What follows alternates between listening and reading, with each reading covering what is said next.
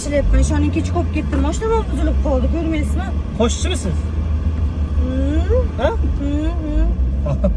Men ham qo'shchi bo'lishga rosa qiziqardim, lekin o'qishlarga kira olmaganman-da. Shart emas, talant bo'lsa bo'ldi. Hozir bunaqa zamonlar o'tib ketdi-yu. Talant yo'q-da. Shunchaki ko'rgim keldi seni shunchaki.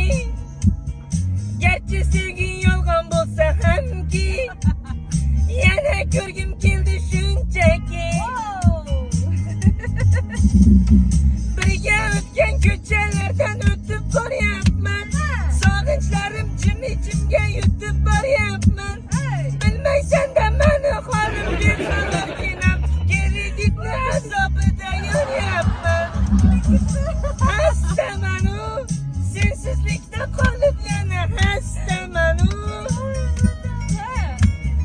Hastamanu, ozoringdan dardlarimning dastamanu. Dastamanu. Yo'qdimi? Zo'r aka. Toshkentdan gap kirib ketaymi to'yga aka? Doim to'ylarga kirsam, yana bitta sevinch, yana ikkita aytib bering, yana bitta aytib bering. Hozir yana 5 minut deyshadi. Ashuni sizni qo'yib qo'yamiz, o'z odamlar o'zidan tarqalib ketadi. Nima demadingiz? Xo'p bo'lmang. Zo'r talantingiz bor ekan, hammaga emas bunaqa qo'shiq aytish aka. Lal anar so'klari bor. Qaynatib quyiladi. Anorni tabiiy sharbati. Sozandalarga berasiz. Gazniki gazsiz, hop. Anaqa ko'pchilik tushib ketadi-da. Siz yana ayt deyapsiz. Endi siz bilan men aytishim deyarli bir ekan.